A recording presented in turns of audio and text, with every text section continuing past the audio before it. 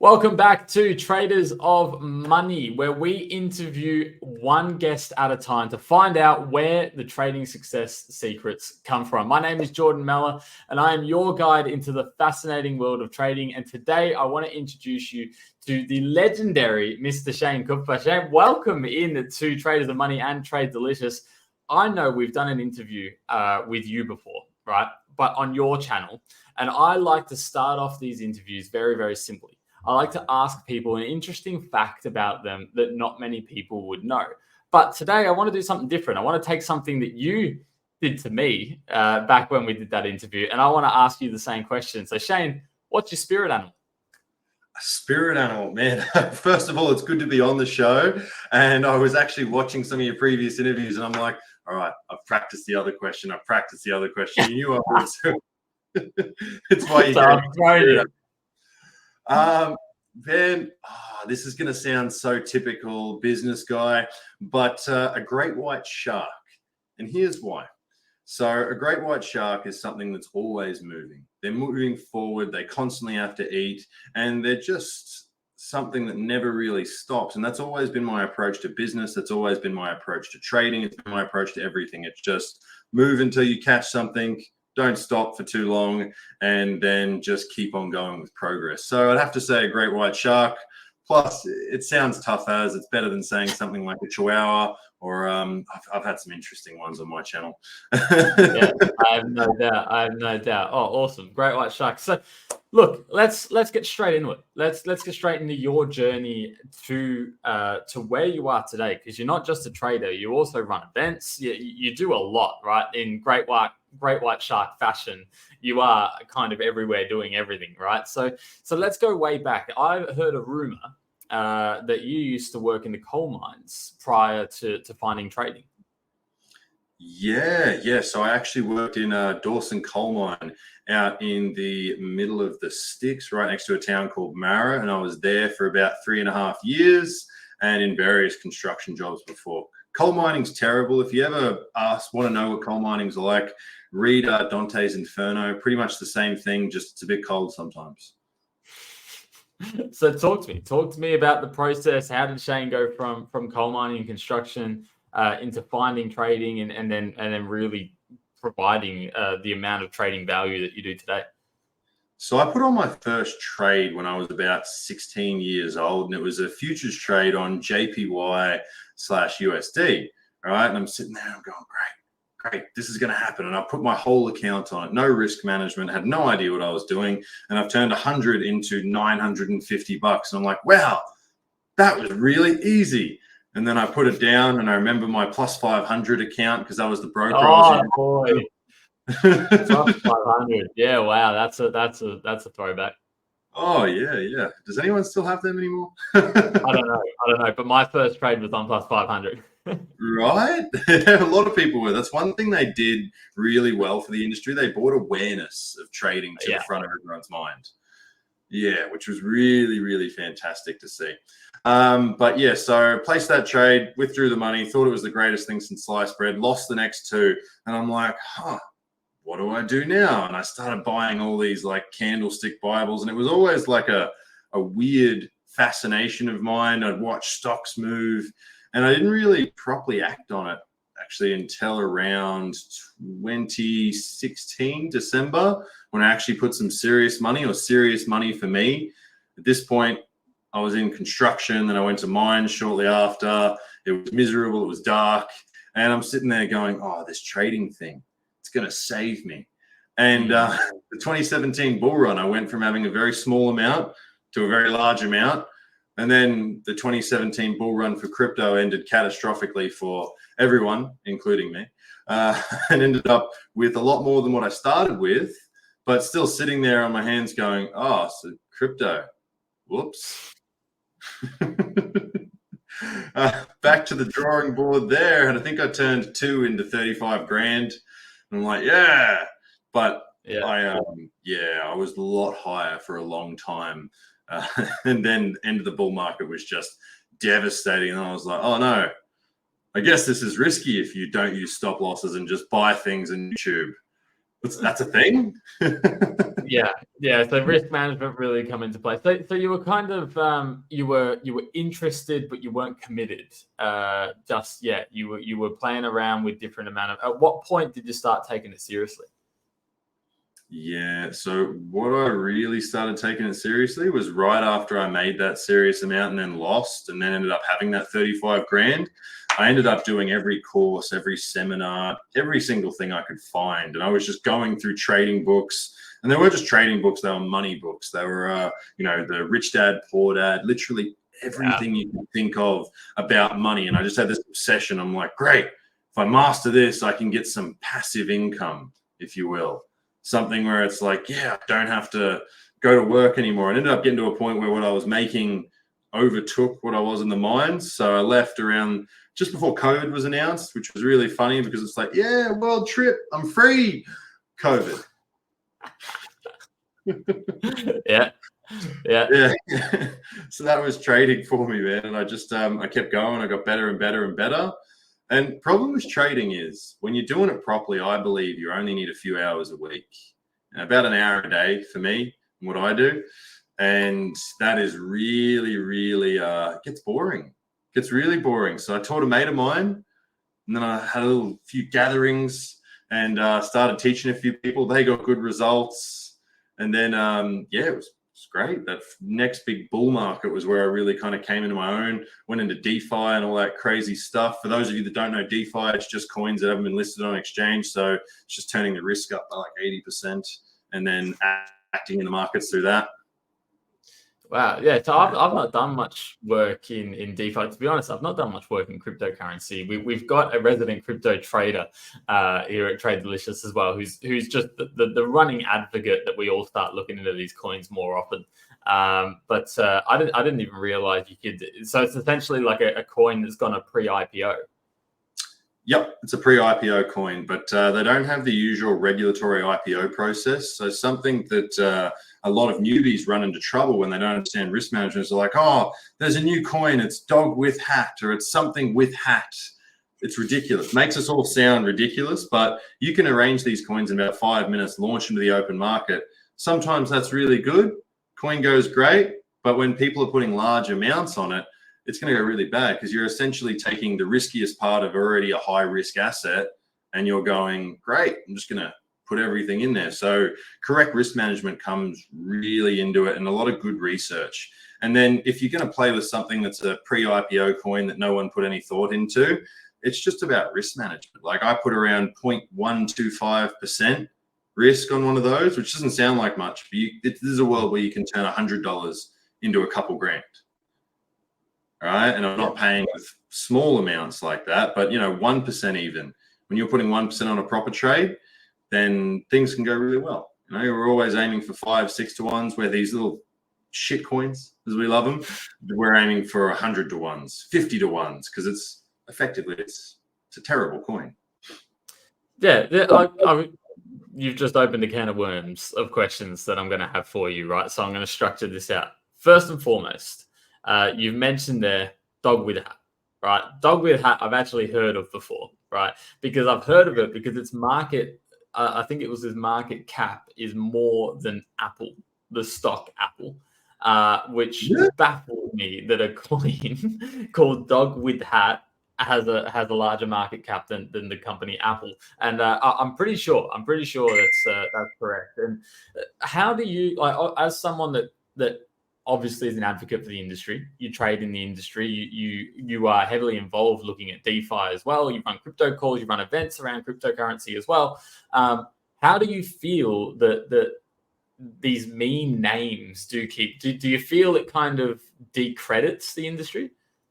Incredibly. I honestly wish that all the regulatory bodies would get together and they would just blow these coins just out of the market through whatever means they had. Because the thing about it is, let's just picture your average investor. He's in stocks, maybe he's got a few $100 grand in his super, and he's sitting there looking for new asset classes.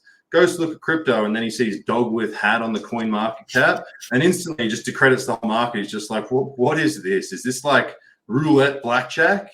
Where if you took Shiba Inu, Doge, and a bunch of these other crazy coins out of the mix, And there's a lot of great things in crypto. There's a lot of bad things in crypto. But if you took them all the bad stuff out of the mix and then you had heavy regulation, this would bring heavy investment. You've already started to see that with the ETFs, which is great. Yeah. Yeah. Okay. All right. So run me through the process of DeFi. How do you find these coins before they're on market? So 80 to 90% of my trades are traditional style trades in crypto, which is much what you do in the stocks and Forex spaces. So it's technical analysis. I don't worry about the underlying fundamentals, but I do want to know the underlying fundamentals of the market on that day. For example, if a Fed chair speaks or there is CPI data being released, it's no trade because it's just going to nuke the more speculative markets. But I'm trading in the top 25 coins 90% of the time. And I'm risking 1% per trade. It's all based off technical analytics. And then with these smaller coins, which once again are 10% of my trades, so 1 to 5 per month maximum, right? And those, a lot of that is, it's very, very speculative. So you're looking at hype, you're looking at how much growth they've had on launch, how long they've been around. But for example, one of these coins that for the life of me, I can't remember the name right now, it was around for 7 hours, right? 7 hours, and I put 0.125% of account on there. So next to nothing. If I lost, it was a lot less than a regular loss, right? Just over 1/10. But that coin turned into about, I think it was 9 times, no, it's about 9% total account growth off that coin. So it did a crazy multiple. Yeah. And these coins are... I'm sitting here in silence because I'm a traditional, I'm trade FX, right? If we move 2% in a day, it is mind boggling. Like this is the way these assets move, right? We're slow, we're boring, we're essentially old men. We just trade a little bit high leverage. And then being exposed to the crypto world, I mean, I think it's a step up when you start looking at options and even equities, right? Because you can have some stocks do some bull runs sometimes. And then the hearing stuff like this out of the crypto world, and the fact that just, I think for me, that idea that there's no company behind it, like you can't read the financial statements to see how they're going to progress. It's merely based off who's buying it and how many people are buying it. And that fascinates me in a way that so many people see that as an opportunity. And because so many people see it as an opportunity, it works out that way. And you can have those coins go from that has been a thing for 7 hours. Like 7 hours ago, it wasn't a thing. And now it's doing, 10,000% in it's mental. It's mind boggling to me. Sorry, I'm just fascinated. Yeah. It's one of those things where you can do 50,000, 100,000%. But what you got to understand is with these speculative coins, a lot of them just go to zero really quickly, just as much, which is why a lot of the traditional trades in crypto, it's all done off technical analytics. So it's the same as with Forex, right? If you look at fiat currency, there's nothing backing it up. The government in every country prints a ridiculous amount of it every single year, right?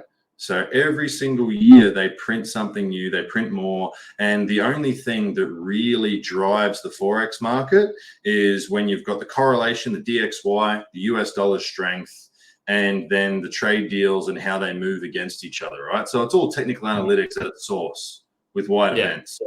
Most crypto is the same. And then with you, there's got this small part. I always say to beginners, they'll come to me and they're like, oh, teach me the crazy shit coins. And I literally just go, just no. No, you want to play blackjack? You're better off in the casino. Just put it on double zeros if you don't have a thing as a beginner. Like it's a bit different. Someone like myself who's been in the industry since 2016 and been trading for a little bit longer than that, a lot longer than that.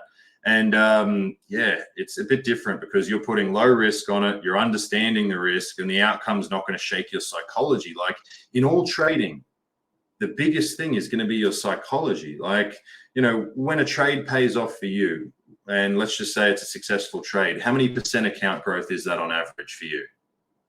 It's like 0.2. I'm very low risk, so I'll be sitting around 0.2 to 0.3%. 0.3% account growth on a successful trade? Yeah. Okay, no worries. So what we're looking at, and this is when I trade Forex, crypto, stock, same thing, right? any of the markets that I trade, I'm looking for a minimum of a 3 to 5% account growth on total account. And that is total account, everything inside that company structure that I have. Now, the reason we do it that way is because my strike rate only needs to be around the 30% to be profitable. Mm-hmm. It's like there's a big trader in America who's only from traditional markets. His win rate is 5%, but his risk to rewards are like 120. And he's penny stocks and other companies like that. It's crypto. People look at it like it's something new, shiny. It's wow. Look at the stock market when it first came out. Look at the option markets when they first come out, bonds when they first come out. All it is you've got a market where comparative to the other markets, there's not a whole lot of participation.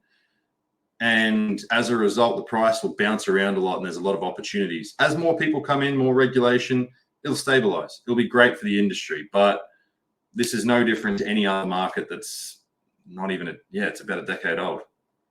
Yeah. Yeah, fair enough. So let's get back into your trading journey. You've mentioned that majority your top 25 coins. Do you diversify at all? Are you only in crypto, or do you play around with FX or equities or anything along those lines? Yeah, so as far as buying and holding, I'll hold a bit of everything, a lot of metals, a lot of stock, a lot of foreign currencies, and about 30% of my portfolio is made up in cryptocurrency, but the bulk of mine is always going to be leverage trading. So it's held in cash to be held against margin, and 80% of my trades right now are in Forex because of the state we're in. Like right now, obviously Forex is crypto is in a massive bull run. And then when crypto goes and has its hibernation, which it will, does it every time, I'll switch back to Forex because the markets move the same. The skills are the same. The only difference is I'll be monitoring a different correlating pair, but all the patterns are the same because all you're trading is human psychology. I like it. Run me through, if you don't mind me probing. What are you looking for on the charts? What elements of psychology are you? It's mass psychology, right? What are you looking for? So what I'm looking for is first how Dow theory affects the market. So I look at the DXY the DJI. I look at the DJI and I look at that once a week, see where that's trending. Obviously during COVID, that just dumped. And that was a really big indicator because it gave a massive double top before it dumped. So I simply just watched what was going to be happening there. And then I'll go down to, if it's Forex, it's the DXY. If it's crypto, it's the USDT dominance, right? And how much that is. And then I'll look at the actual pairs. See, when you're trading crypto, you got to think there's three factors. What is the US dollar doing? What is Bitcoin doing? What is the asset I'm trading doing? And it's a triangle of influence because the USDT will influence Bitcoin, which will influence the entire market as all coins. They have two pairs. They're demarcated in either their USDT pair or their, for example, Solana versus Bitcoin pair. So Solana is always going to be worth so many sats and it'll go up and down. Yeah, right. So much like FX, you're trading two assets at the same time when you are trading, and that's your process of analyzing and picking what asset that's going to be. Do you see a correlation between USDT and Bitcoin? Yeah, huge correlation. Positive or negative? Negative. So if USDT is moving up, then Bitcoin's moving down. So recently when we hit that all-time high, everyone's like, oh, we're going to the moon. And I was the least popular person on the internet and in my own community. Like we have quite a large community, both on Facebook and a paid community. And I'm just like, hey, everything's just going to sink. And I'm like, you can't say that. And I've presented my evidence. And then I knew nothing was going to happen. I shorted the market a little bit too. I think I pulled out 4 or 5%, which was great. But yeah, I literally just walked away for 2 days, didn't look at the charts, come sit back down. I'm just like, oh, there's 4% profit. And everyone in my community is just posting losses and all the coaches were posting wins. And because we're just like, guys, we told you, USDT up, Bitcoin down. And there was a very, very bullish indication of a pattern on USDT dominance. It was plain as day. There you go.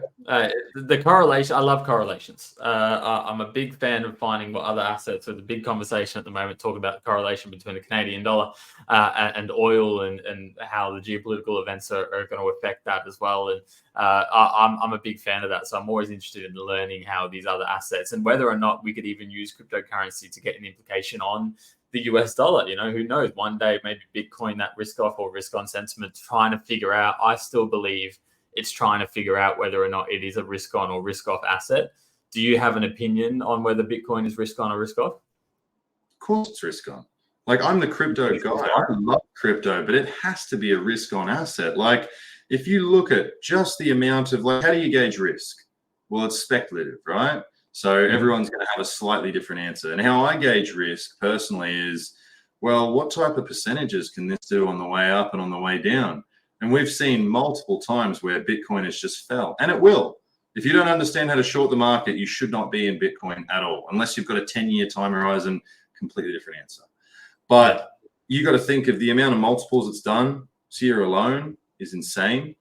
The amount of multiples the other way down it did the year before last was insane. So all you got to think is, right, how do we really counteract that? It has to be a risk on asset. Where, for example, gold, if you were to grab so many bars of gold back in 1930 and you were to trade gold for a house, and then you were to grab the same amount of gold and trade it for the average house, interesting fact, it would be roughly around the same amount of gold, give or take a few ounces. That's because it's literally the least risky asset. It moves up only because they print more money. Where Bitcoin, it's like, we're up, we're down, we're going to be very up. Oh, look, we're really down, which is why it's a horrible thing for people to do with no education. If you're in the markets, crypto especially, and you're not getting educated, and I don't mean YouTube, right? YouTube teaches you step 1, step 84, step 6, step 5. That's like trying to build a house starting with the paint. It's a pile of paint. It's not ideal. So if you're in crypto and you're not educated, you don't understand risk management, you don't understand things like, oh, this market can just drop by 80%. It's like, yes. And if you're not strong enough to understand, oh, I have a plan when I sell all my assets, you're going to get trampled by this market.